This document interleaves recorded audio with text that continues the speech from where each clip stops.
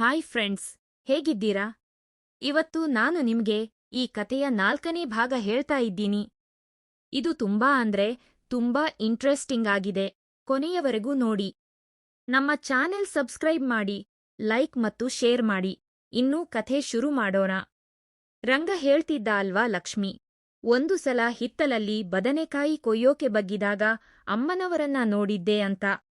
ಅದಕ್ಕೆ ಲಕ್ಷ್ಮಿ, ಅಮ್ಮನವರನ್ನ ಹಾಗೆ ನೋಡೋದು ತಪ್ಪು ಅಲ್ವಾ ಯಜಮಾನರೇ ಅಂದಳು.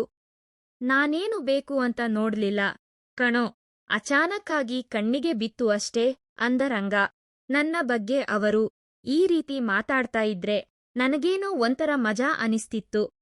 ಲಕ್ಷ್ಮಿ ಮಗುವಿನಂತೆ ಕೇಳ್ತಾ ಇದ್ಲು, ಯಜಮಾನರೇ, ಅಮ್ಮನವರು ಕೂಡ ಅಚ್ಚು ನನ್ನಂತೆಯೇ ಇದ್ದಾರೆ ಅಲ್ವಾ ಅಂದಳು. ಲಕ್ಷ್ಮಿ ಬೇಕು ಅಂತಲೇ ರಂಗನನ್ನು ಕೆಣಕುತ್ತಿದ್ದಾಳೆ ಅಂತ ನನಗೆ ಅರ್ಥ ಆಯ್ತು. ಹೌದು ಲಕ್ಷ್ಮಿ, ಆ ನೈಟಿಯಲ್ಲಿ ಅಮ್ಮನವರು ನಡ್ಕೊಂಡು ಹೋಗ್ತಿದ್ರೆ ನೋಡಕ್ಕೆ ಭಲೇ ಇರುತ್ತಾರೆ ಅಂದ ರಂಗ. ಓಹೋ, ಅಮ್ಮನವರನ್ನ ಅಷ್ಟು ಚೆನ್ನಾಗಿ ಯಾಕೆ ನೋಡಿದ್ರಿ ಅಂದಳು. ಕಣ್ಣ ಮುಂದೆ ಅಂದವಾಗಿ ಕಾಣೋದನ್ನ ನೋಡದೇ ಇರೋಕೆ ಆಗುತ್ತಾ? ಆದ್ರೆ ನಾನು ಯಾವ ತಪ್ಪು ಉದ್ದೇಶದಿಂದ ನೋಡಿಲ್ಲ. ನೀನಿರುವಾಗ ನನಗೆ ಬೇರೆ ಯಾರು ಬೇಕು? ಈ ಇರುಳುಗಣ್ಣಿನ ತೊಂದ್ರೆ ಇರದಿದ್ರೆ ನಿನ್ನ ಅಂದವನ್ನ ಇನ್ನು ಹಾಯಾಗಿ ನೋಡಿ ಎಂಜಾಯ್ ಮಾಡ್ತಿದ್ದೆ. ಹಗಲೆಲ್ಲ ಕೆಲಸ ಇರುತ್ತೆ, ರಾತ್ರಿ ಕಣ್ಣು ಕಾಣಲ್ಲ. ಇನ್ನೊಂದು 4 ದಿನ ಹೋದ್ರೆ ಬೆಳೆ ಕೈಗೆ ಬರುತ್ತೆ. ಆಮೇಲೆ ಸ್ವಲ್ಪ ಬಿಡುವು ಸಿಗುತ್ತೆ ಅಲ್ವಾ? ಅವಾಗ ಹಗಲು ಹೊತ್ತಿನಲ್ಲೇ ನಿನ್ನ ಅಂದವನ್ನ ಕಣ್ತುಂಬಾ ನೋಡ್ತೀನಿ ಲಕ್ಷ್ಮಿ ಅಂದ ರಂಗ. ಅದಕ್ಕೆ ಲಕ್ಷ್ಮಿ, ಸರಿ ಯಜಮಾನರೇ, ಆದ್ರೆ ಅಮ್ಮನವರು ಪಾಪ ತುಂಬಾ ಒಂಟಿಯಾಗಿದ್ದಾರೆ ಅಲ್ವಾ ಅಂದಳು. ಹೌದು ಲಕ್ಷ್ಮಿ, ಒಳ್ಳೆ ಚಾಕು ತರಹ ಇರೋ ಹುಡುಗನ್ನ ನೋಡಿ ಮದುವೆ ಮಾಡೋಣ ಅಂದ ರಂಗ. ಅವ್ರು ಮದುವೆ ಬೇಡ ಅಂತಾರೆ ಯಜಮಾನರೇ ಅಂದಳು ಲಕ್ಷ್ಮಿ. ಮದುವೆ ಬೇಡ ಅಂದ್ರೆ ಆ ಹಸಿವು ಹೇಗೆ ತೀರುತ್ತೆ ಲಕ್ಷ್ಮೀ ಅಂದ ರಂಗ. ಒಂದು ವೇಳೆ ಅಮ್ಮನವರಿಗೆ ಅಂತ ಆಸೆಗಳೇ ಇಲ್ಲದೇ ಇರಬಹುದು ಅಲ್ವಾ ಅಂದಳು ಲಕ್ಷ್ಮಿ.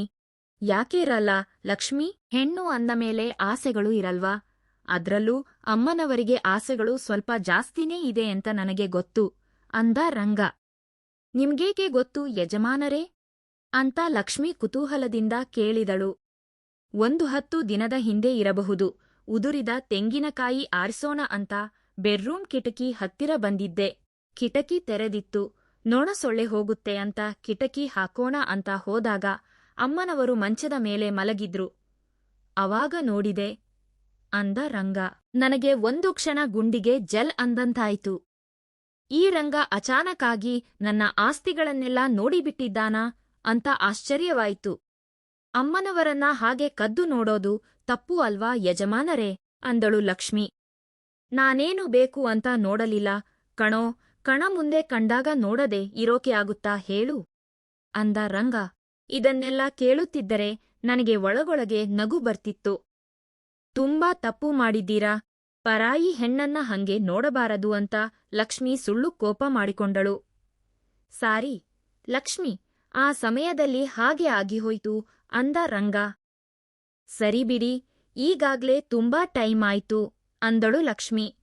ಅಷ್ಟರಲ್ಲಿ ನಾನು ಲಕ್ಷ್ಮಿಗೆ ಸನ್ನೆ ಮಾಡಿದೆ. ಅವಳು ರೆಡಿಯಾದಳು. ನಾನು ಮೆಲ್ಲಗೆ ಬೆಡ್ ಇಳಿದೆ. ರಂಗ ಮಂಚದ ಮೇಲೆ ಲಕ್ಷ್ಮಿಗಾಗಿ ಹುಡುಕುತ್ತಿದ್ದ. ಲಕ್ಷ್ಮಿ ಮಂಚದ ಮೇಲೆ ಕುಳಿತು, ಏನಿಲ್ಲ ಯಜಮಾನರೇ, ಕಾಲು ಸೆಳೆದ ಹಾಗೆ ಆಯ್ತು, ಅದಕ್ಕೆ ಸರಿ ಮಾಡಿಕೊಂಡೆ ಅಂದಳು. ನಾನು ಬಾತ್ರೂಂಗೆ ಹೋಗಿ ಬಂದು ಹಾಲಿನ ಸೋಫಾ ಮೇಲೆ ಕೂತೆ. ಸ್ವಲ್ಪ ಹೊತ್ತಿನ ನಂತರ ಲಕ್ಷ್ಮಿ ಬಾತ್ರೂಂಗೆ ಹೋಗಿ ಬಂದಳು. ಆಹಾ, ಈ ತಲೆದಿಂಬು, ಈ ಮೆತ್ತಗಿರೋ ಹಾಸಿಗೆ ಮೇಲೆ ಮಲಗಿದ್ರೆ ಎಷ್ಟು ಸುಖವಾಗಿದೆ ಗೊತ್ತಾ ಲಕ್ಷ್ಮಿ ಅಂದ ರಂಗ. ಹೌದು ಯಜಮಾನರೇ ಅಂತ ಲಕ್ಷ್ಮಿ ರಂಗನ ಪಕ್ಕ ಮಲಗಿದಳು.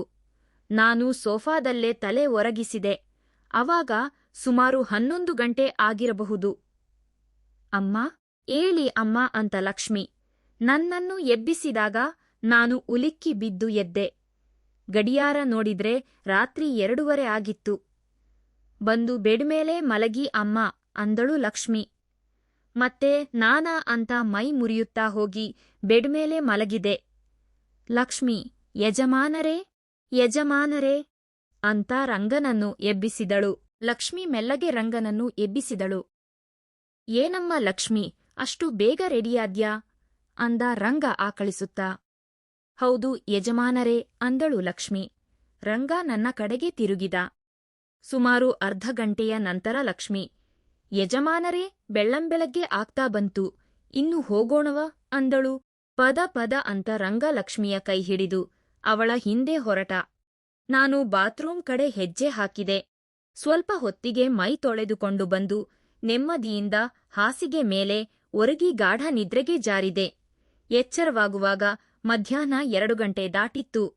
ಲಕ್ಷ್ಮಿ ಅಡುಗೆ ಮಾಡಿ ಊಟದ ಮೇಜಿನ್ಮೇಲೆ ಇಟ್ಟಿದ್ದಳು. ಬ್ರಷ್ ಮಾಡಿ ಮುಗಿಸಿ ಜೋರಾಗಿ ಹತ್ತಿದ್ದ ಹಸಿವನ್ನು ನೀಗಿಸಿಕೊಂಡೆ. ಸಂಜೆ 4 ಗಂಟೆಗೆ ಲಕ್ಷ್ಮಿ ಬಂದಳು.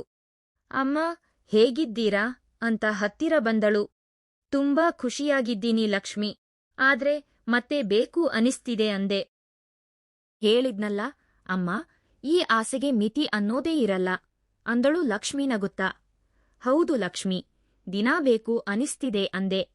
ಇವತ್ತಿನ ರಾತ್ರಿವರೆಗೆ ಮಾತ್ರ ಅವಕಾಶ ಅಮ್ಮ, ಏನೂ ಅಂದುಕೋಬೇಡಿ, ಇಷ್ಟಕ್ಕೆ ನಿಲ್ಲಿಸಿಬಿಡೋಣ ಅಂದಳು.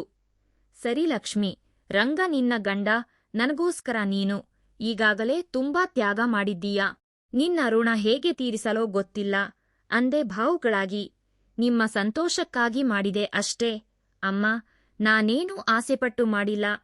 ನೀವು ಇನ್ನೊಂದು ಮದುವೆ ಮಾಡಿಕೊಂಡು ಸುಖವಾಗಿರಬೇಕು ಅನ್ನೋದೇ ನನ್ನ ಆಸೆ ಅಂದಳು. ನೋಡೋಣ ಲಕ್ಷ್ಮಿ, ಇನ್ನೂ ತೀರ್ಮಾನ ಮಾಡಿಲ್ಲ ಅಂದೆ.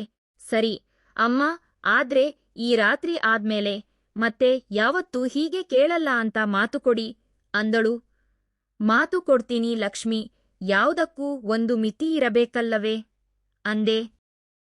ಸರಿ ಬಿಡು, ಕೊನೆಯ ಸಲ ಪ್ಲಾನ್ ಹೇಗಿರಲಿ ಅಂತ ಕೇಳಿದೆ. ಯೋಚನೆ ಮಾಡ್ತಿದ್ದೀನಿ ಅಮ್ಮ, ನಿಮ್ಗೆ ಸದಾ ನೆನಪಲ್ಲಿ ಉಳಿಯೋ ಹಾಗೆ ಏನಾದ್ರೂ ಹೊಸದಾಗಿ ಇರಲಿ ಅಂದಳು ಲಕ್ಷ್ಮಿ.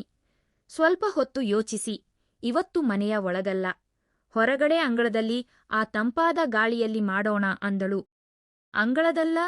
ಅಬ್ಬಾ, ಭಯ ಆಗುತ್ತೆ ಲಕ್ಷ್ಮಿ ಅಂದೆ. ನನ್ನ ಮಾತು ಕೇಳಲೇಬೇಕು ಅಮ್ಮ ನೀವು ಅಂದಳು ಪಟ್ಟು ಹಿಡಿದು. ಸರಿ, ನಿನ್ನಿಷ್ಟ ಅಂದೆ. ರಾತ್ರಿ 8 ಗಂಟೆಗೆ ಸರಿಯಾಗಿ ನಮ್ಮ ತೋಟದ ಮಾವಿನ ಮರದ ಹತ್ತಿರ ನೈಟಿ ಹಾಕೊಂಡು ಬಾ ಅಂತ ಲಕ್ಷ್ಮಿ ಫೋನ್ ಮಾಡಿದಳು.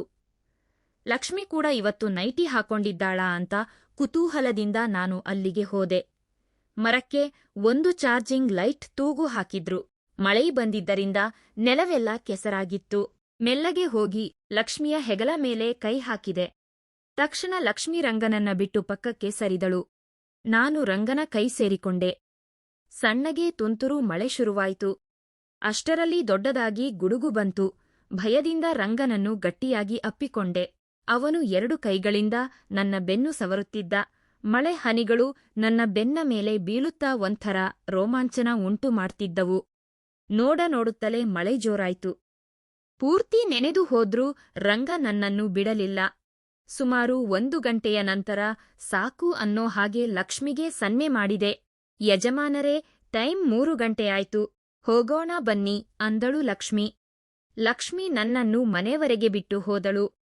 ಬಾತ್ರೂಂಗೆ ಹೋಗಿ ಬಿಸಿ ಬಿಸಿ ನೀರಲ್ಲಿ ಸ್ನಾನ ಮಾಡಿ ಬಂದು ಬೆಡ್ ಮೇಲೆ ಬಿದ್ದೆ. ಹಾಗೆಯೇ ನಿದ್ರೆಗೆ ಜಾರಿದೆ. 1 ವಾರದ ನಂತರ ಲಕ್ಷ್ಮಿ ಹತ್ತಿರ, ನಾನು ಮದುವೆ ಮಾಡಿಕೊಳ್ಳೋಕೆ ಒಪ್ಪಿದ್ದೀನಿ ಅಂದೆ. ತುಂಬಾ ಒಳ್ಳೆ ತೀರ್ಮಾನ ಅಮ್ಮ ಅಂತ ಲಕ್ಷ್ಮಿ ನನ್ನನ್ನು ತಬ್ಬಿಕೊಂಡಳು. ಮ್ಯಾರೇಜ್ ಬ್ಯೂರೋ ಮೂಲಕ ದಾವಣಗೆರೆಯ ದೊಡ್ಡ ಉದ್ಯಮಿ ಕುಟುಂಬದ ನವೀನ್ ಅನ್ನೋ ಹುಡುಗನ ಜೊತೆ ನನ್ನ ಮದುವೆ ಫಿಕ್ಸ್ ಆಯ್ತು. ಅವನ ಮೊದಲ ಹೆಂಡತಿ ಅನಾರೋಗ್ಯದಿಂದ ತೀರಿ ಹೋಗಿದ್ದರಿಂದ ಇದು ಅವನಿಗೆ 2ನೇ ಮದುವೆ. ರಂಗ ಮತ್ತು ಲಕ್ಷ್ಮಿಗೆ ನನ್ನ ತೋಟದ ಜವಾಬ್ದಾರಿ ಒಪ್ಪಿಸಿ ನಮ್ಮ ಮನೇಲೇ ಸಂಸಾರ ಹೂಡಿ ಬೆಡ್ರೂಮ್ನ ಆ ಮೆತ್ತಗಿರೋ ಹಾಸಿಗೆ ಮೇಲೆ ನೀವಿಬ್ಬರೂ ಎಂಜಾಯ್ ಮಾಡಿ ಅಂತ ಲಕ್ಷ್ಮಿಗೆ ತುಂಟತನದಿಂದ ಹೇಳಿದೆ. ಅಮ್ಮ ನೀವು ಸುಖವಾಗಿರಿ, ಇಲ್ಲಿನ ಕೆಲಸಗಳನ್ನೆಲ್ಲ ನಾವು ನೋಡ್ಕೋತೀವಿ ಅಂತ ಪ್ರೀತಿಯಿಂದ ನನ್ನನ್ನು ಕಳಿಸಿಕೊಟ್ಟರು. ಹೊರಡುವಾಗ 1 ಸಲ ರಂಗನ ಕಡೆ ನೋಡಿದೆ. ಮೊದಲ ಮದುವೆಯಲ್ಲಿ ಮುಗಿದು ಹೋಗಿದ್ದ ನನ್ನ ಕಥೆ ಈ 2ನೇ ಮದುವೆಯ ಕಡೆಗೆ ಹೀಗೆ ಸಾಗಿತು.